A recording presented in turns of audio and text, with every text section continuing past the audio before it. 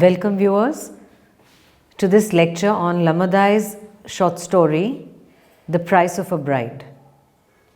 The Price of a Bride is a story written by Lummer, a writer from Arunachal Pradesh.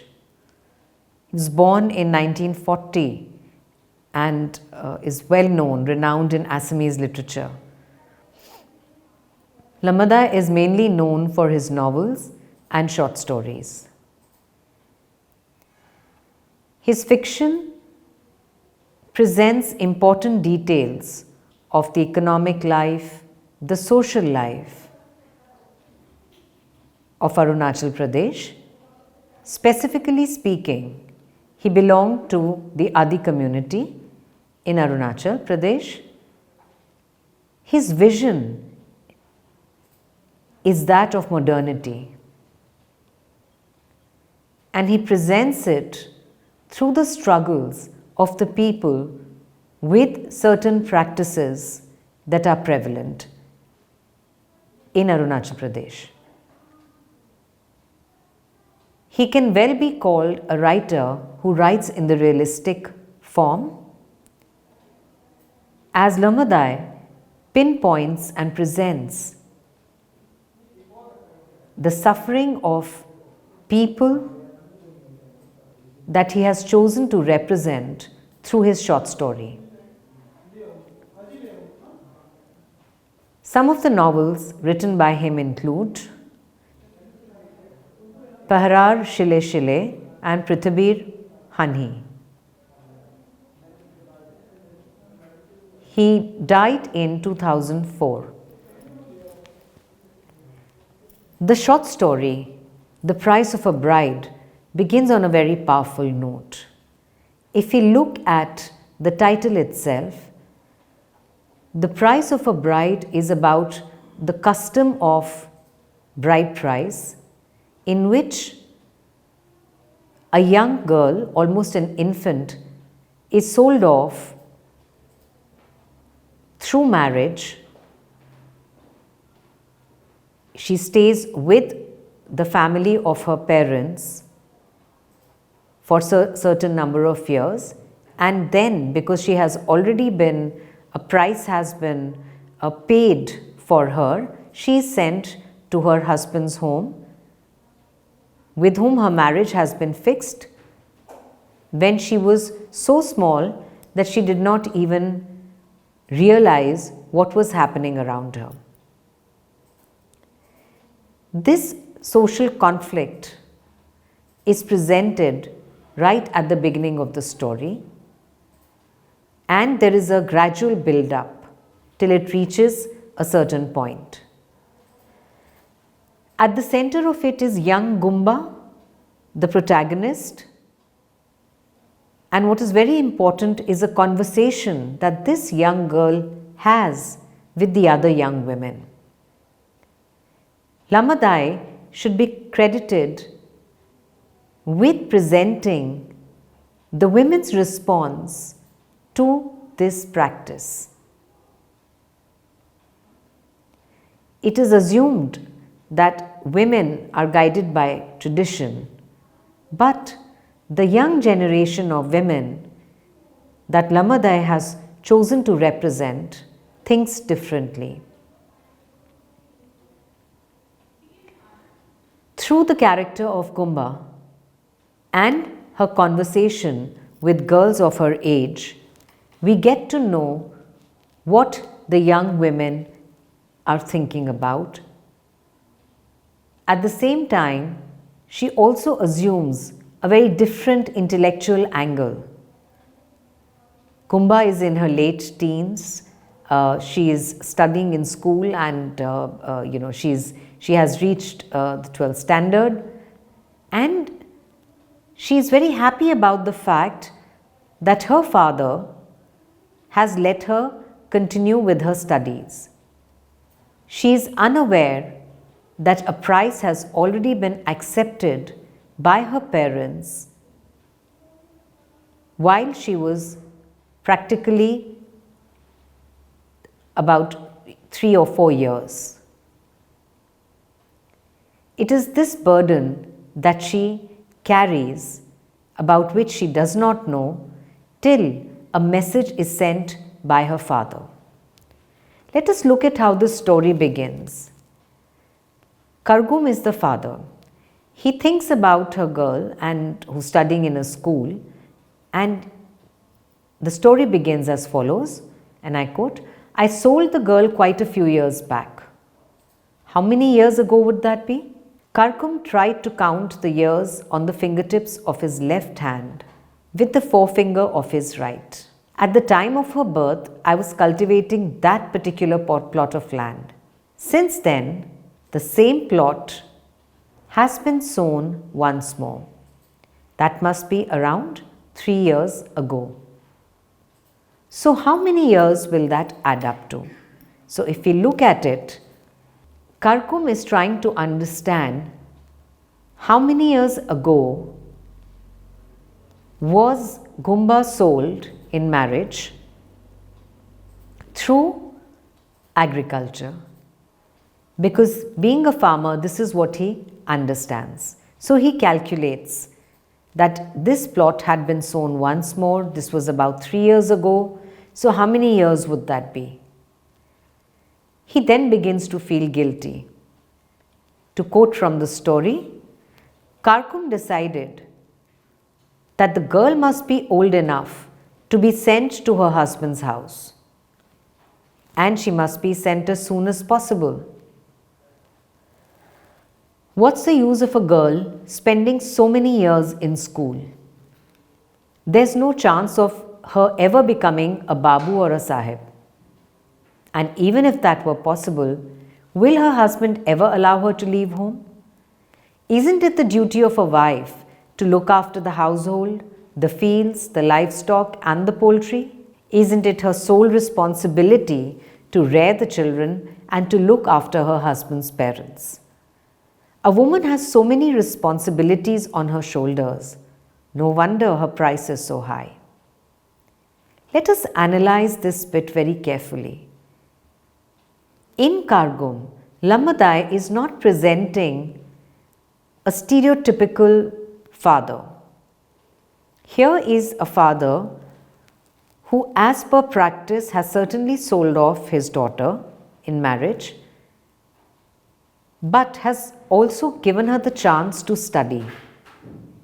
So much so that he has forgotten that he has to send the girl to the husband's house. The questions that Kargum is asking himself indicate somewhere about his asking himself if there are other alternatives that are available. Let us look at them stepwise. What is the use of a girl spending so many years in school? It's a question that Kargum is asking himself, that Lummer is asking the reader. There's no chance of her ever becoming a babu or a sahib. Lummer is telling us through Kargum and is questioning the reader about how regressive this kind of thinking is.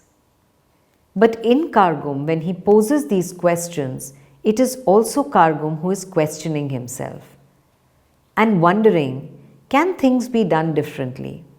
And so he says, even if it was possible for a girl to become a babu or a sahib, her husband would never allow her to leave home, because the duties of a wife are many. She has to look after the household, she has to look after the fields, she has to look after the livestock and poultry, she has to look after the children, the husband's parents, and so on. And he says that a woman has many responsibilities, and no wonder her price is so high. Kargum can only question himself. He does not know it if this is going to be replaced by any alternative. There are no answers that Kargum has to these questions. He hopes things maybe something else were possible, but that is not to be the case. Also, we must note that Kargum is not doing this consciously. But there is a part of him that asks and poses all these questions. The daughter, that is Kumba, is away from home and is studying.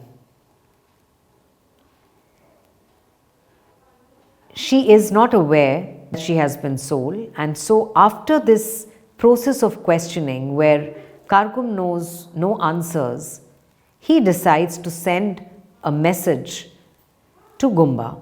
So he goes to, because he's not educated, so he goes to this one person who writes about 10 to 12 letters and legal documents on a daily basis and tells him to write a message in such a form that it is so urgent that Gumba would immediately come back. Gumba comes back home and is surprised that nobody is there at home to receive her. She thinks that maybe someone is critically ill. Kargum does not know how to break this news to her. So meanwhile, she has a conversation with her friends. And this bit is extremely enlightening.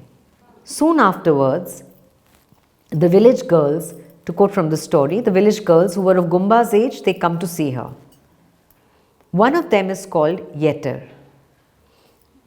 Yeter was carrying a child on her back. Gumba stood up and eagerly greeted them. She invites them to sit down and she asks Yeter, "How many children do you have, Yeter?" She says, "This girl is my second." "And what about you, Jame?" Jame says, she has two, but she says, "If you count the one in my stomach, then three." Jame laughed and everyone joined her. "Yabam, how many do you have?" "I have a 2.5-year-old son." Jame turned to Gumba and asked, "Which class are you in, Gumba?" "Class 12. This means that all these girls, Yeter, Jame, Yabam, all of them are Gumba's age. They could possibly have been in school, studying in class 12, or maybe if they managed to complete school, they could have studied further. But what is the situation that they are placed in? One has 3 children, one has 2 children, one has a 2.5-year-old son, which means that the age at which the girls should be studying and educating themselves, they are in the process of bearing children. So she asks Kumba, "You are now qualified to be a babu, aren't you?" Kumba smiles. She says, "I need to study a lot more to be fit for that." Which means that Gumba has realized how she is different from them and what the importance of education is. Yabam is depressed about their plight and she says, "We are rotting here in the village." But Gumba has a lot of dignity. She says, "Well, you are doing your duty," and that she's performing her own. The writer has prepared a backdrop for a very disastrous turn that is to follow. We are well aware of the conditions of all these very young teenage girls in the village. Going by these conditions, the situation is certainly not in favor of Gumba either. Kargum has realized that he now has to fulfill his promise for the money that he has accepted from the boy's family. And so he has to deliver Gumba to them. The girls face such rigid authority that they cannot even protest. They think it is probably their fate. At the same time, this conversation that Gumba has with her friends tells us about their realization of what they are missing when they see Gumba. Despite the fact that they might be comfortable, they might not be comfortable, but they realize that they should be doing something else. which is going to school. The village is the same village, and Gumba's family is no different from the rest. There is going to be no exception and no special privilege that Gumba's family is going to get. Can Gumba's future be different from that of her married friends? Going by the way in which things are in the village, possibly not. The irony has already been brought into the narrative. Gumba's father has sent a message to his daughter saying it is urgent and that she should come back. Kumba appears to be the most educated from amongst all the girls her age. She also carries a mark of protest, is articulate, and knows what she wants. Gumba's remark that everyone has his or her own duties, whether one is educated or not, is followed by a very interesting response from Jame. Jame says, and I quote, "I get angry with people like my father when I think of all these things. If my father had not sold me in my childhood, I too could have gone to school like you." Jame burst out in anger. Yetta supported her views. Libam too spoke out in a similar tone. She says, "Although I haven't been sold in my childhood, still, I can't accept this custom." "But you could have continued with your studies even if you had been sold," said Gumba. So we see the kind of anger these girls have against the patriarch of the family, the father who has taken the decision of their lives in selling these girls. They are deprived of the most important thing in their lives, which is education. When Gumba asks about how they could have continued with their studies, Jame recounts her horrific story. She tells her friends, "I had just finished my class 8 exams when my father and the elders asked me to go to my husband's house. When I refused, they reported the matter to my husband's family, and they in turn brought the matter to the people's court. It was decided there that I should be dragged by force to my husband's house and made to sleep with him. I ran away from my husband the next day, but once more they caught me and did the same thing over again." Jame's story tells us a lot of things. Ostensibly and first and foremost is about how the moment she reached class 8, she was asked to suddenly leave her house where she grew up, where she spent her growing up years, and suddenly move to her husband's house. Her refusal pushes the family to take the matter to the people's court. The people's court only enforces the established practices. The people's court, really speaking, is then no people's court because it takes a decision that goes against one half of the population of that village, which is the women. The young girl is compelled to then stay in her husband's house. Jame's comments draw our attention to this general malaise that existed in society. The author uses these views to expand the scope and spread of the view of orthodoxy and its very cruel nature. The pain is there in these young women. There is immense clarity of thought. They know what they should be doing, and what they should be doing is studying. But they have been deprived of their education because of this cruel practice of the price of a bride. We also need to ask at this point exactly why these girls are sold. It is for the money. The level of poverty is such that having a girl child means that she can be sold off for future to the boy's family for a certain amount of money. At this point, Gumba is not aware that she is also going to meet the same fate that is mentioned here. She has been sold, and so after Gumba was an epitome of success, she's managed to study till the 12th standard. For instance, Jame had to leave her school in the 8th standard.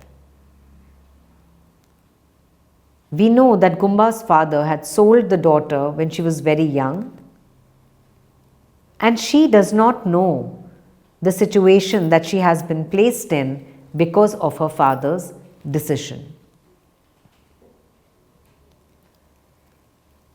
All this tells us this entire sequence of Gumba being in town, away from her village, is important because being in town is an indication of how Gumba is under the influence of modernity. The father, meanwhile, continues in that village and is subject to the practices of the village. The sense of normalcy in this world is that of the world of the village, is that of sending young girls to the husband's family.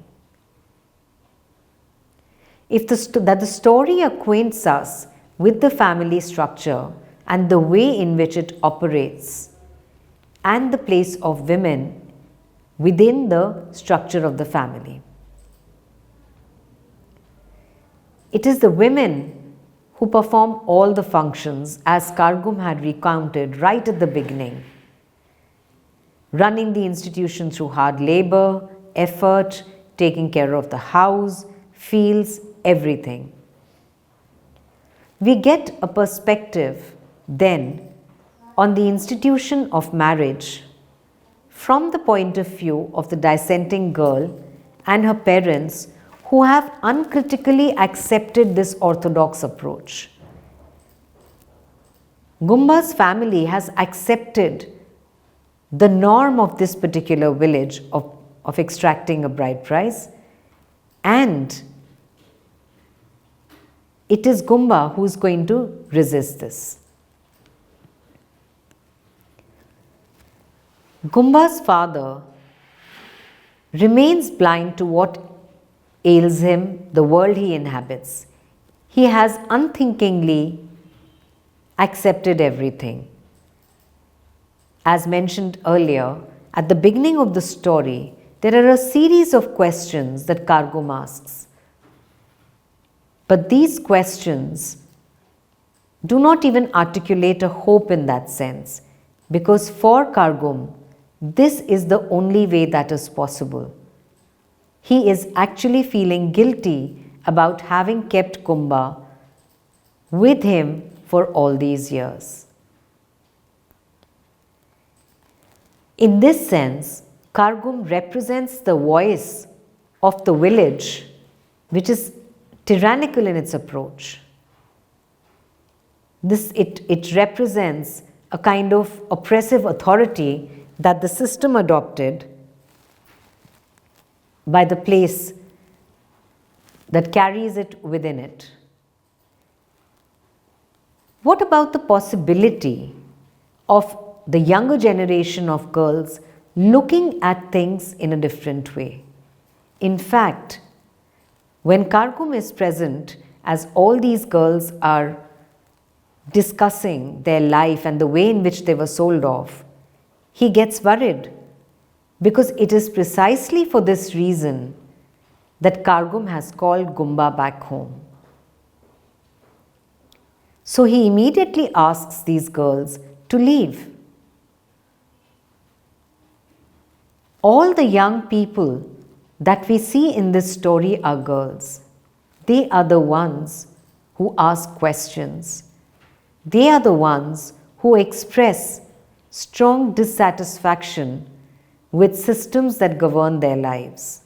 They also join at the end with Gumba's mother, who agrees perforce with her husband, but she is entirely in support of her suffering daughter and her helplessness. Where the generation of Kargum and Gumba's mother have accepted this custom, change is to be seen through these young girls who express their dissent.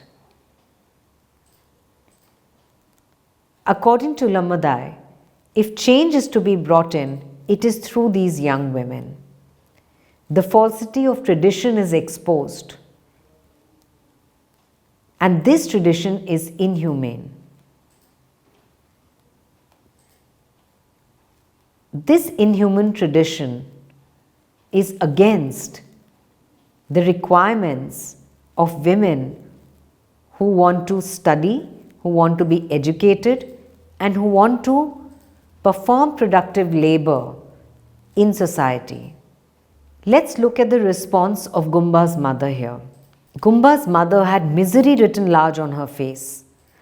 Her heart seemed to break into 1,000 pieces and tears rolled down her cheeks. "What's the use of all this crying?" Kargum said in a somber tone with his face towards the wall. "You have no other choice but to go to your husband's, and you better do that soon," he said. Gumba's mother is not happy about this decision. It is her daughter. The mother's concern for her daughter, the way in which her heart goes out to her daughter, is worth noting. She does not reinforce tradition here.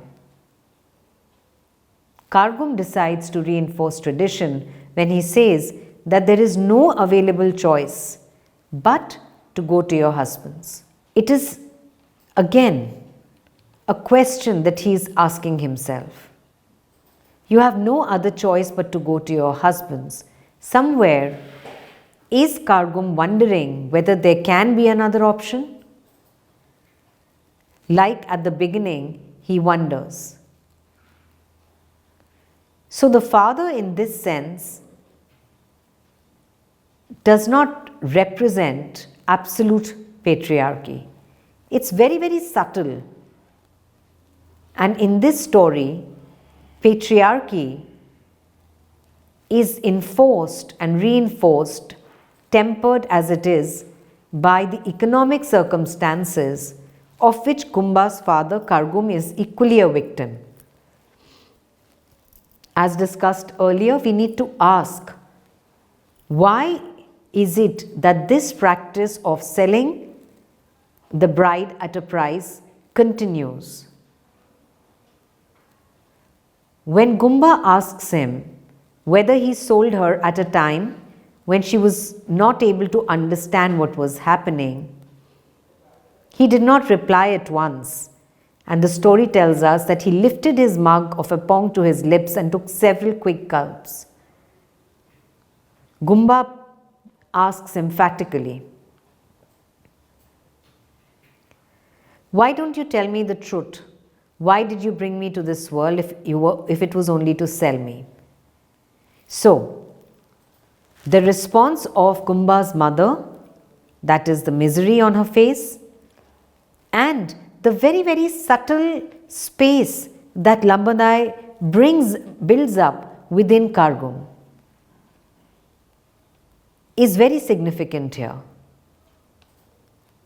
Kargum, in that sense,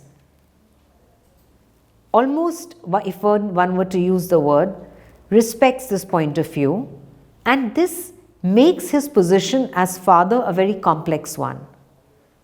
He is the patriarch, so in that sense, there is a clash. On the one hand, there is the absolute patriarch who has to reinforce. We remember Jame's case where she was when she went to the people's court, when the case was taken to the people's court, she was taken back to the husband's house. Similarly, in this case, the absolute patriarch is expected to reinforce this practice. But Kargum is also a father and is fond of his daughter. The mother's position in this sense is not as defined. At times, she is with Kargum, but at other times, she questions him in support of her daughter. So, this story is, in that sense, written in the realistic mode. So, the school is to be analyzed as a space of liberation, assertiveness, and enlightened thought. The school, as it were, and education opens the door for these young girls to a new world. There are two spaces then, village and town, home and the world of the school. And there is a sense of conflict. Kargum did send his daughter to school and did not stop. She studied, he forgot all about her marriage pretty much till she reaches the 12th standard. So, we ask this question as to what, really speaking, is the complexity that we see in Gumba's father. He had sold her, he had received certain gifts and 3,000 rupees in cash. Half of the money he had distributed to his brother and the other kinsman, and the rest was his. So it is this that makes the story also what one can call a kind of sociological document. We also have the character of the man who's writing the letters. Minjum, who was a BA, had worked as a teacher for 4 years, had given up his job and turned to farming.